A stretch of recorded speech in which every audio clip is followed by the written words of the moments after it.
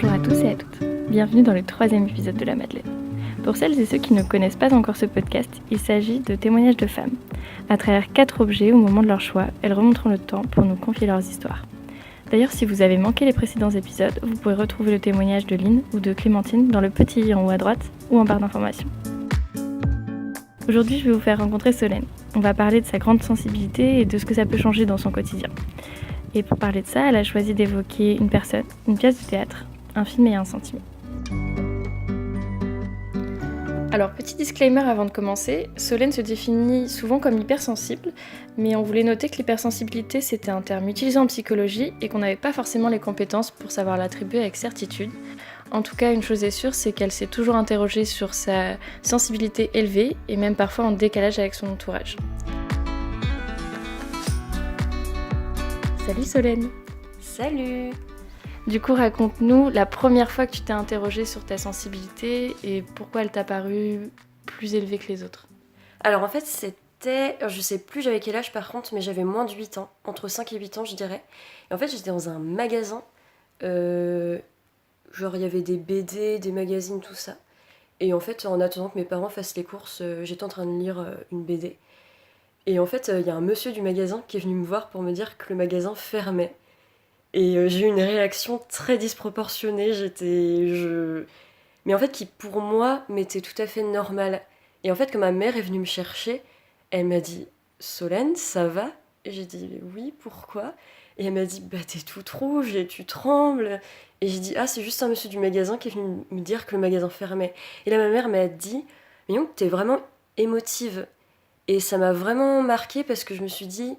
En fait, pour moi, ça paraissait tellement normal d'avoir cette réaction que je me suis dit pourquoi cette réaction a besoin d'un mot alors que c'est normal. Et en fait, c'est une anecdote qui m'a marquée. Et après, au fur et à mesure du temps, quand les gens me disaient «Dis donc, là, ta réaction, t'es vraiment sensible, t'es vraiment émotive», le mot émotive revenait souvent. Ça m'a fait repenser à cette anecdote. Et du coup, c'est là que j'ai commencé à rechercher un peu ce que ça voulait dire et pourquoi moi, je serais différente des autres, en fait. Et c'est la première fois que quelqu'un mettait un mot sur le fait que tes émotions n'étaient pas forcément les mêmes que les autres ? Je pense que oui, en tout cas, c'est le souvenir le plus lointain que j'ai. Puis surtout, je me dis, j'étais vraiment très jeune, si j'avais moins de 8 ans, et qu'on dise déjà qu'à cet âge-là, j'étais très émotive. Avec du recul maintenant, je me dis, est-ce que c'est bizarre ou est-ce que c'est normal ? Je sais pas. Et du coup, tu disais que tu avais commencé à faire des recherches. Ça consistait en quoi, tes recherches ?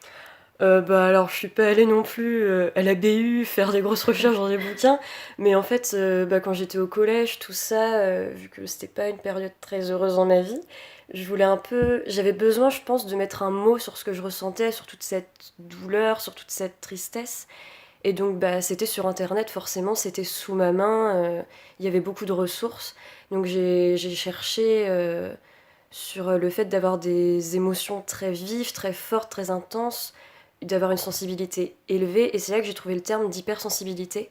Et en lisant des caractéristiques, je me suis reconnue. Après voilà, comme tu l'as dit au début de la vidéo, je peux pas me définir comme ça parce que voilà, on n'a pas les compétences pour, mais je m'y reconnais toutefois. Que ce soit le mot hypersensible ou pas, comment tu définirais tes sensations ? Pourquoi tu penses que c'est différent ? Alors c'est le truc très cliché du quelque chose qui rend quelqu'un heureux.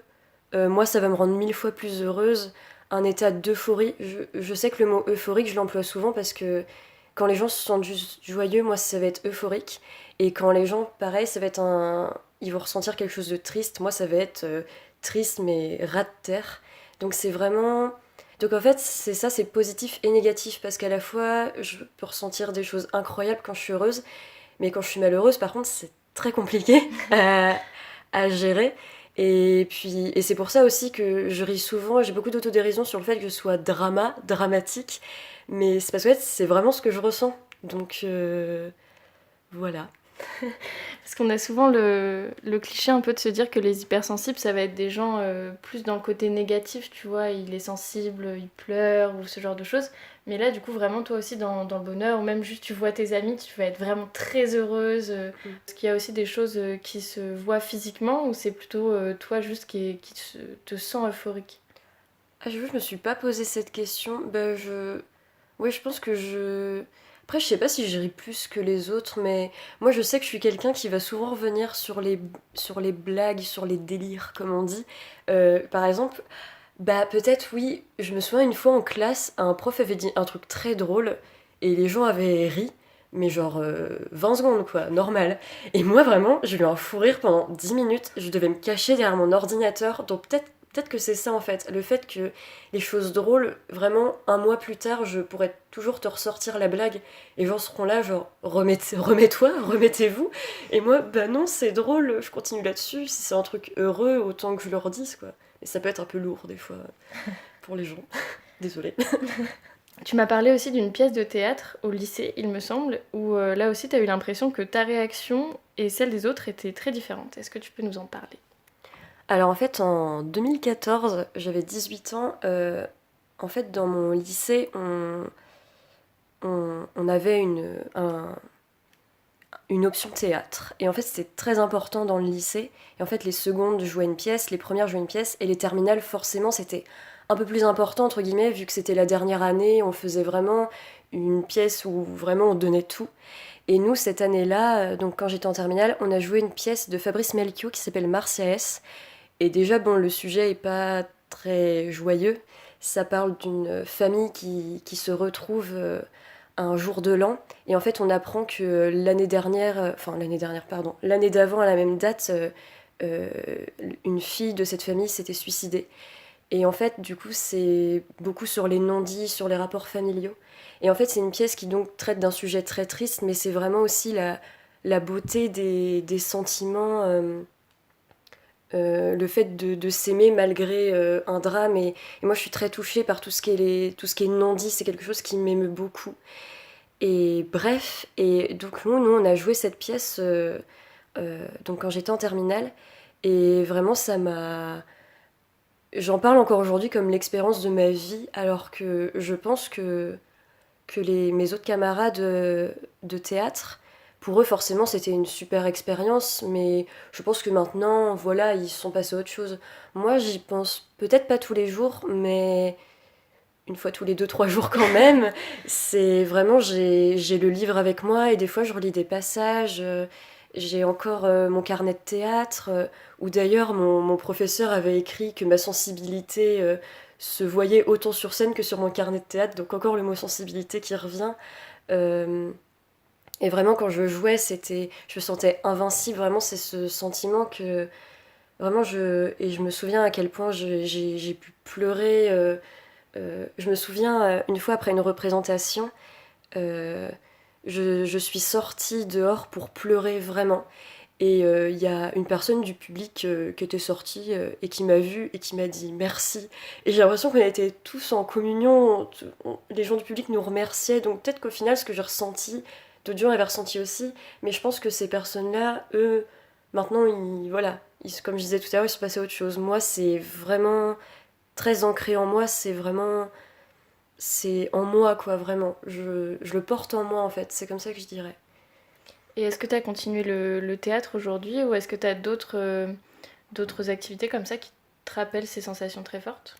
Bah, en fait, justement, et c'est ça, je pense, qui monte ma sensibilité, c'est qu'en fait, ce que j'ai vécu cette année-là avec mon groupe de théâtre, on était vraiment une famille, vraiment. C'est là que j'ai compris vraiment le terme du mot famille, de meute presque, je dirais. Et en fait, l'année d'après, je me voyais pas retourner dans une troupe. Je me disais non, c'est trop tôt, ça va me faire souffrir parce que ce sera pas la même chose forcément. J'aurai plus ce lien.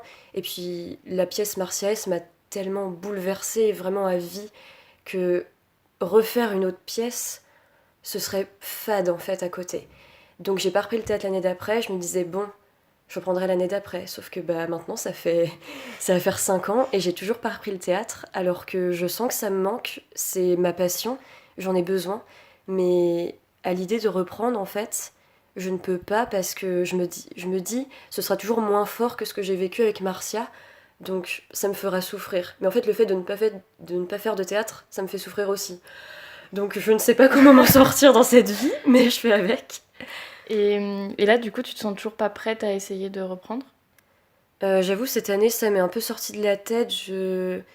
Mais en fait, je pense que faire des recherches sur déjà quel troupe de théâtre il y a autour de chez moi et tout. C'est quand même un effort physique en fait, vraiment j'ai pas le truc de le faire. Mais pourtant je sens que j'en ai besoin donc c'est vraiment compliqué.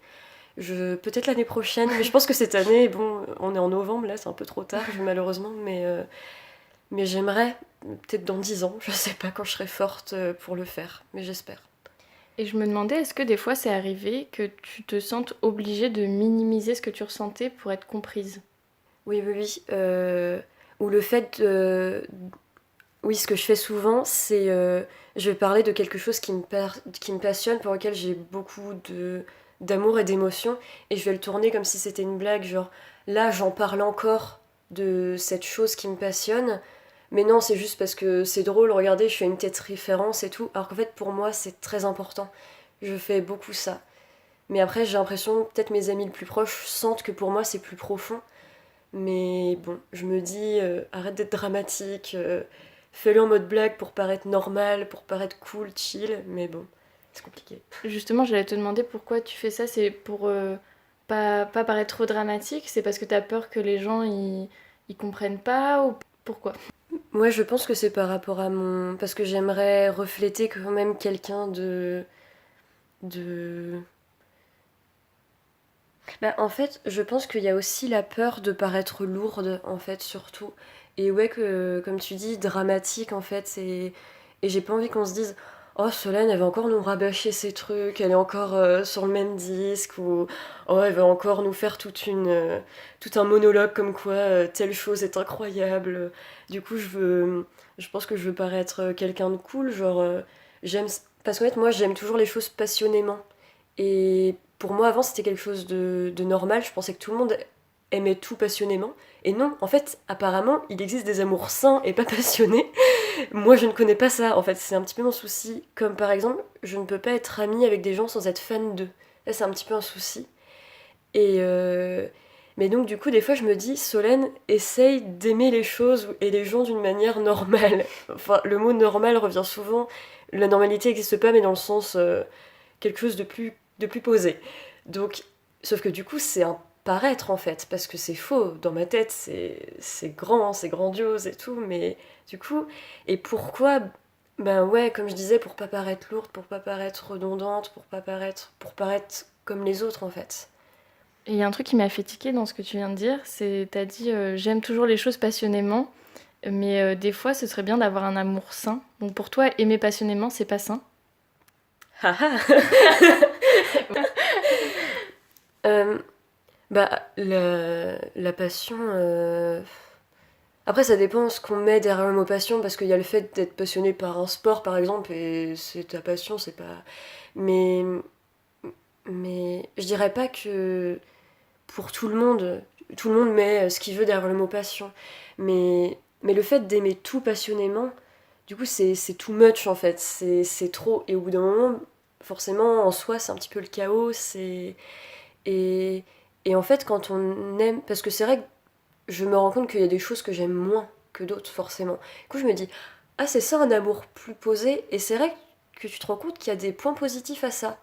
Bah, en fait, je trouve que c'est quelque chose qu'on romantise beaucoup, le fait d'aimer de manière passionnée les choses. Mais moi, en tout cas, avec le recul, je me dis, est-ce que c'est toujours une bonne chose, par exemple, de dire, je donnerai ma vie pour telle personne, Bah, c'est beau, c'est très romantique, mais c'est pas ça en fait. Et... Mais voilà, après c'est quelque chose sur lequel je suis encore en questionnement, donc je suis un peu floue, mais voilà, je pense que chacun met ce qu'il veut derrière le mot passion, passionné.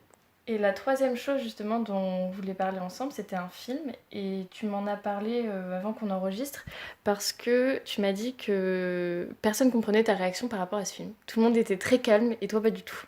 Est-ce que tu peux nous expliquer? Alors oui, c'est le film Inception de Christopher Nolan. Je pense que tout le monde qui écoute ce podcast se dit What? En fait, Inception, c'est un film où je pleure tout le temps à la fin. Mais même pas qu'à la fin, en fait. Même à la moitié. Peut-être, bon, peut-être pas au début quand même, on va pas abuser. Mais, et à chaque fois, je dis, oh, ce film, je l'adore, je pleure tout le temps à la fin. Les gens me disent, comment ça, tu as pleuré? Et en fait, les gens, je pense qu'ils voient Inception comme un film d'action beau, incroyable, mais voilà. Mais moi, je trouve que ce film est... Enfin, tu te dis que le mec, il est tellement... Il a tellement été amoureux de sa femme, et cet amour l'a tellement... Ah ouais, ça va peut-être spoiler. Enfin, Spoiler alerte, attention, n'écoutez pas les 30 prochaines secondes. bon, voilà, il se passe des choses, et forcément, il est brisé par rapport à cet amour pour sa femme, qu'il ne peut plus rêver, qu'il se bloque, il ne peut plus rêver, et tu te dis, mais c'est incroyable, et c'est tellement triste en fait. Moi je trouve ça triste Inception en fait, et je me dis, je regarde les gens, je dis mais vous voyez pas à quel point c'est beau, à quel point c'est triste, et mais après moi j'apprécie le film d'autant plus parce qu'il me bouleverse vraiment, mais du coup j'ai l'impression que les gens ils ratent quelque chose.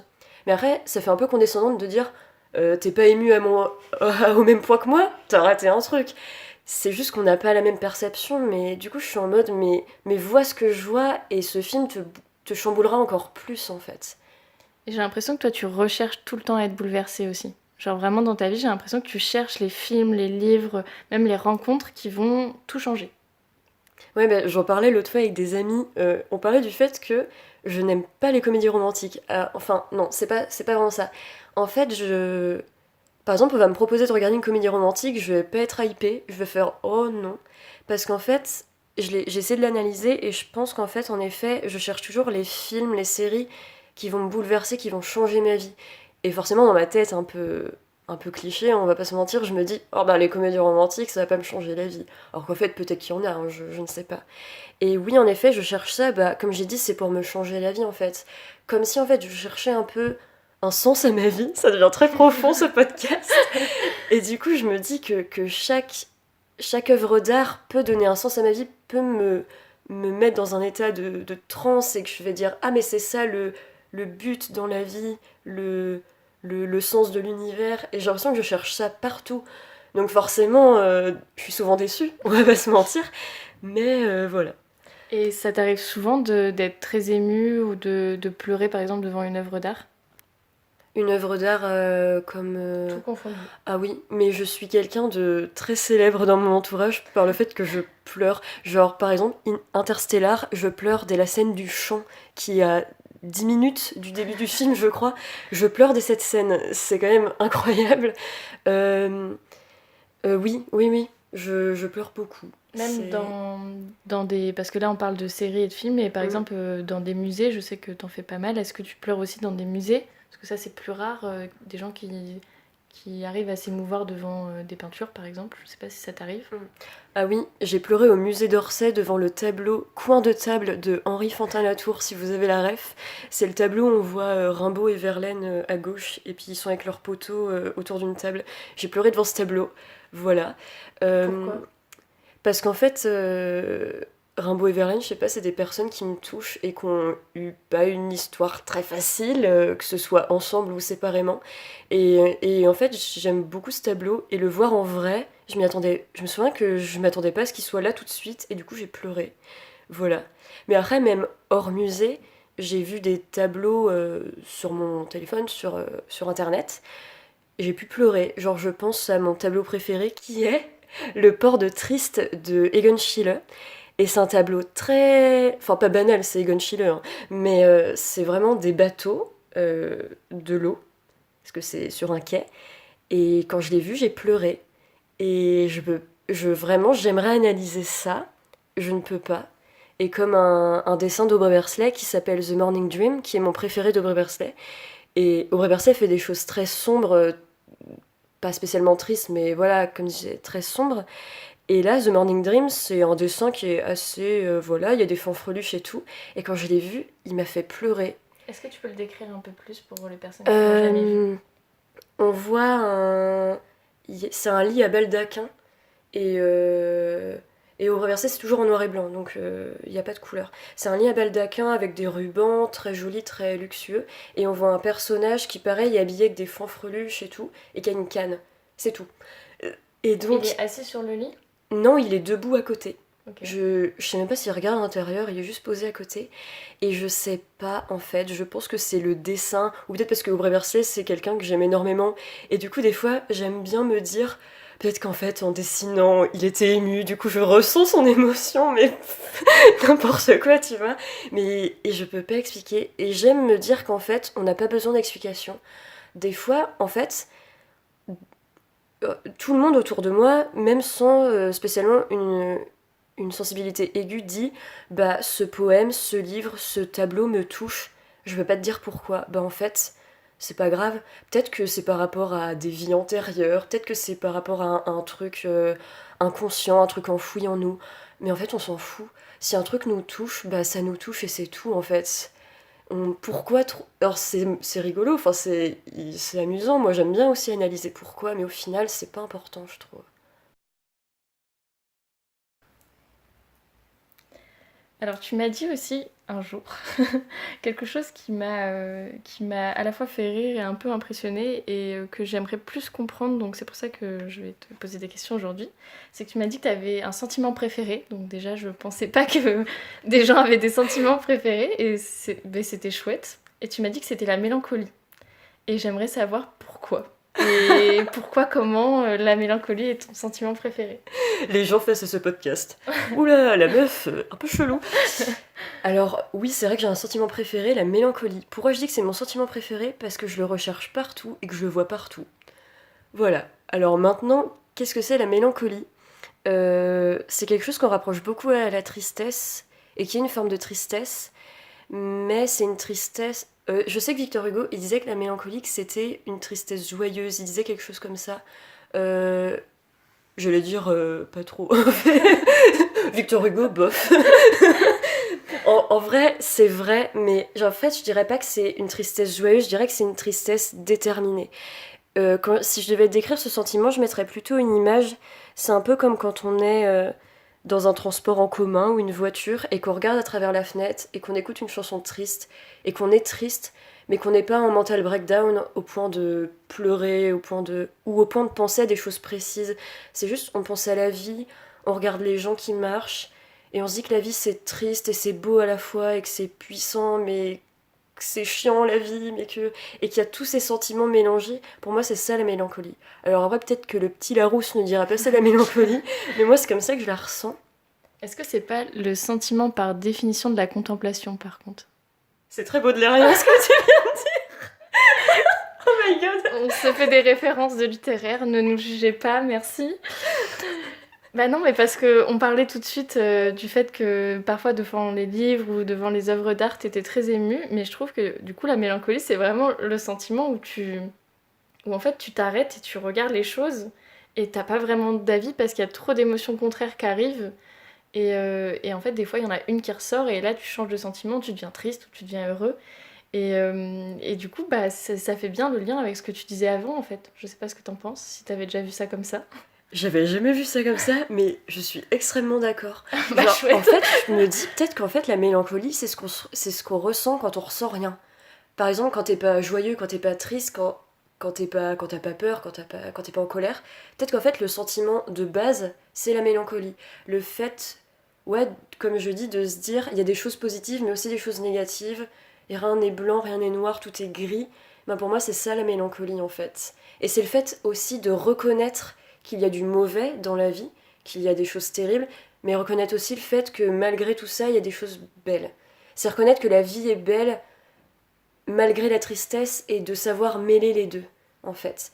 Alors, je vais peut-être faire un rapprochement un peu douteux, mais par exemple, on peut se dire que, par exemple, en période de guerre, bah, c'est terrible. Voilà, on va pas épiloguer sur ça, c'est terrible.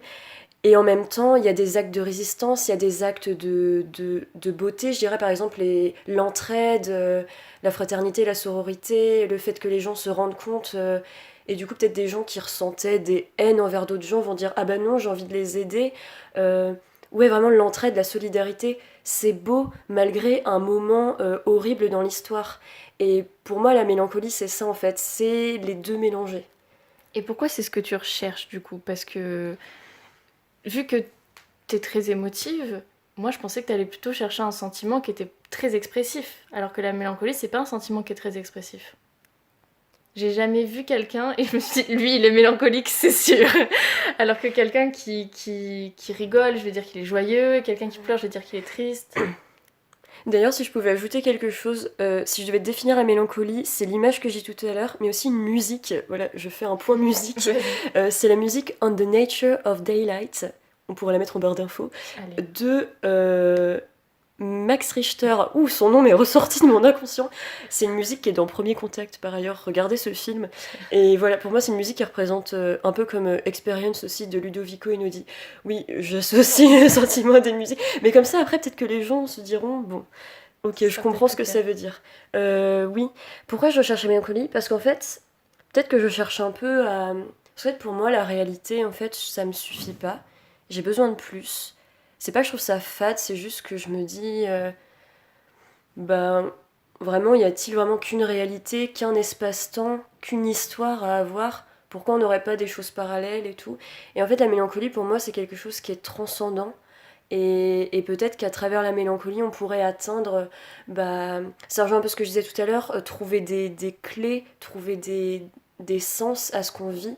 Et pour moi, la mélancolie, c'est peut-être le seul sentiment, après je parle pour moi, le seul sentiment qui pourrait atteindre un état et peut-être atteindre un idéal en fait de vie. Parce qu'en fait, comme la mélancolie pour moi euh, représente la vie, est l'allégorie de la vie, et bien c'est à travers ce sentiment, cette émotion, qu'on peut trouver des réponses en fait. Parce que si on cherche des réponses à travers qu'un sentiment comme la tristesse, comme la joie, comme la colère, comme la peur, comme d'autres sentiments, bah c'est biaisé du coup. Il faudrait trouver un sentiment qui du coup rejoint tous les sentiments possibles. Et pour moi, il y a que la mélancolie. Ou peut-être qu'il y en a d'autres, mais peut-être qui me touchent moins, je sais pas. Mais pour moi, c'est vraiment que à travers la mélancolie du coup qu'on peut retrouver ça. Du coup, j'aimerais bien conclure un petit peu avec toi sur ton rapport aux autres. Tu m'as dit que des fois, tu avais l'impression de ne pas être tout à fait comprise dans ce que tu ressentais. Mais est-ce que dans ton entourage proche, ou tes amis et ta famille, tu as l'impression qu'il y a quand même des gens qui se sont adaptés dans leur manière d'être ou de communiquer avec toi et qui voient maintenant les choses différemment? Alors, c'est ma sensibilité est devenue, oui, en effet, quelque chose de maintenant de normal pour mon entourage proche en tout cas. Euh, Parce que je dis que j'ai pleuré devant quelque chose, les gens sont plus en mode quoi? C'est bon, on a compris, Solène pleure tout le temps, c'est comme ça. Euh, et c'est vrai que je repense beaucoup à ce qu'un ami m'a dit il y a pas longtemps. D'un coup, il me regarde, il fait Oh Solène, j'ai pleuré hier! Et en fait, il m'a raconté qu'il avait entendu une amie chanter et que ça l'avait ému, qu'il avait pleuré. Et en fait, il m'a vraiment dit Oh Solène, j'ai pleuré, comme il m'aurait dit Oh hier, j'ai mangé une pizza. Et du coup, ça m'a fait trop plaisir, déjà parce qu'il me partageait ça. Et souvent, quand on pleure, bah, on n'a pas envie forcément de partager ça. Ça peut paraître comme un moment de faiblesse. Et là, en fait, non. Et en fait, j'ai l'impression que grâce à, grâce à moi, ça paraît un peu pompeux, mais que à travers ma sensibilité, j'ai pu banaliser un peu le fait de pleurer. Et que maintenant, les gens se disent Ah ben en fait, pleurer, ça peut avoir une vertu positive. Et je trouve ça vraiment bien en fait parce que bah ça fait du bien de pleurer. Comme dirait Amel Bent, ne retiens pas tes larmes, pleurer ça fait du bien. Voilà, écoutons Amel. On est passé de Baudelaire à Mel Ben. Ce podcast ne va pas du C'est tout. vrai. Et ouais, je repense aussi souvent à ce qu'une amie m'a dit. Parce qu'en fait, c'est vrai que bah, tout à l'heure je parlais de musique et c'est vrai qu'il y a mon rapport à la musique aussi qui est, je trouve important. C'est vrai que la musique est vraiment une grande part de ma vie et j'écoute tout le temps de la musique et je peux être très facilement émue juste parce qu'à un moment le chanteur a fait un A plus long que je sais pas, c'est un peu bizarre et du coup je parlais d'une musique que par exemple Enjoy the Silence de Depeche Mode que je trouve mélancolique aussi par ailleurs. Enfin ce que je trouve petite parenthèse, ce que je trouve génial avec cette musique, c'est que à la fois tu peux danser dessus et à la fois tu peux pleurer ta vie dessus. Et j'adore les chansons comme ça, et pour moi ça représente la mélancolie. Voilà, petit aparté terminé. Et du coup je parlais de mon amour inconditionnel pour cette chanson. Et j'ai une amie qui me regarde et qui me dit En fait c'est pas toi qui devrais te faire t'adapter à la sensibilité du monde, c'est le monde qui devrait se faire et s'adapter à ta sensibilité à toi. Et sur le coup, j'étais très émue, hein, comme d'habitude. Et en fait, alors après, voilà, faut les avis de chacun, hein, forcément. Ma sensibilité peut ne pas plaire à tout le monde, mais Je pense qu'elle pensait ça dans le sens où peut-être qu'elle trouvait pas le monde assez sensible et que du coup peut-être que ma sensibilité la touchait. Parce que c'est vrai que moi du coup, grâce à ma sensibilité, je vois de la beauté partout et tout. Je vois de l'art un peu partout et je pense qu'elle disait ça dans ce sens-là. Et du coup, ma sensibilité est vue comme quelque chose de positif par mes proches et c'est bien que je m'en rende peu à peu compte parce que des fois j'ai peur, je me dis je peux être lourde, je peux être trop drama, mais j'ai l'impression que la plupart du temps ça va. Ils trouvent ça juste beau, donc c'est chouette. J'ai des amis très, très bien. Et ça peut paraître un peu bête comme question, mais est-ce que c'est le genre de phrase que t'aurais aimé qu'on te dise au collège ou au lycée quand tu te demandais si c'était normal, si c'était grave un petit peu et où tu faisais tes recherches? Est-ce que, est-ce que tu te serais sentie moins seule et plus rassurée si on t'avait dit quelque chose comme ça jeune en fait, tout simplement? Je pense que oui, parce que ça fait pas si longtemps que maintenant j'assume totalement le fait d'être sensible. C'est plus quelque chose de tabou pour moi, ça fait partie de moi en fait, donc je le dis. Et tant pis si les gens aiment pas, c'est comme ça. Et oui, en effet, c'est vrai parce que. Alors, lycée, je sais plus, mais c'est vrai qu'au collège, c'était très compliqué. Et peut-être qu'en effet, oui, je me serais plus dit. En fait, je me serais dit, en fait, c'est normal de ressentir ça, parce que je me sentais un peu marginale, un peu à l'écart, parce que, en fait, je me disais, mais si les gens n'ont pas ma sensibilité, ils ressentent rien, c'est pas possible. Je comprenais pas, en fait. J'étais vraiment dans un flou, genre, mais est-ce que c'est moi qui suis normale ou les gens pas normales? Mais voilà, ça c'est quand on est au collège, on est très sur la normalité, c'est très construction personnelle un peu bizarre. Et donc oui, c'est vrai, je pense que ça m'aurait aidé. Après, encore aujourd'hui, j'ai des problèmes à gérer ça. C'est pas le bout du tunnel, hein. Et, et je sais pas si cette phrase m'aide en fait. C'est juste que je la trouve belle et j'aime bien me la remémorer. Après, est-ce qu'elle m'aide maintenant? Je sais pas. Mais peut-être que oui. De toute façon, ce genre de phrase, ça fait toujours du bien à l'entendre. Et c'est vrai qu'à une période comme au collège où tu te sens pas bien de ta peau, etc., en effet, des phrases comme ça fait du bien, je pense. Et quand tu dis j'ai encore des fois du mal à le gérer, t'as l'impression d'avoir déjà évolué par rapport à la gestion de tes émotions et qu'est-ce qui te reste à parcourir, entre guillemets? Est-ce que t'as des objectifs? Je ne sais pas comment tu vois ça. Je dirais que mon évolution, c'est le fait maintenant d'assumer en fait ma sensibilité et d'avoir compris que j'étais comme ça et que ça faisait partie de moi. Et de ne pas vouloir.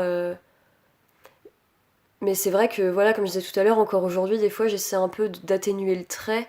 Mais vraiment, quand je pars dans des choses vraiment extrêmes, quand ça reste sensible, mais sensible à la Solène, c'est gérable. Euh, Quel chemin il me reste à parcourir? Bah, je dirais les moments où ça va pas, en fait, tout simplement. Essayer de, de me dire Solène, ta vie n'est pas finie parce que telle chose s'est passée et que t'es en mental breakdown. Mais voilà, après, c'est quelque chose qui est compliqué pour tout le monde, sensibilité ou pas. Mais c'est vrai que moi, du coup, quand je vais pas bien, c'est vraiment très très compliqué. Et en fait, on sait pas par quel bout prendre, en fait. C'est un peu un chaos émotionnel. Et j'aimerais mieux gérer ça, mais après, voilà, comment faire? Est-ce qu'il faut que j'en parle à quelqu'un ou est-ce que je peux gérer ça toute seule? Est-ce que si je veux voir quelqu'un, est-ce que cette personne va réussir à gérer ça? À qui je peux en parler? À qui je peux pas en parler? Est-ce que le fait d'en parler, c'est utile? Je sais pas. Je suis encore en plein questionnement. Merci beaucoup et j'espère vraiment, une des raisons pour laquelle j'ai fait appel à toi pour cette interview-là, c'est que j'espère vraiment qu'il y a des gens jeunes et qui se sentent très sensibles, qui vont écouter ça et qui vont se dire que bah, c'est pas grave en fait C'est et vrai. que ça peut être très chouette. Merci de nous avoir écoutés, j'espère que ce nouvel épisode vous aura plu. Si vous souhaitez plus d'informations sur les musiques ou les œuvres abordées, vous pouvez jeter un coup d'œil en barre d'informations. Et si vous souhaitez voir un sujet en particulier abordé, faire une remarque sur le format du podcast ou encore témoigner, n'hésitez pas à me laisser un message, ils seront toujours les bienvenus. Et si vous aimez la Madeleine, maintenant vous connaissez la rengaine, parlez-en autour de vous, abonnez-vous, et d'ici là, prenez soin de vous.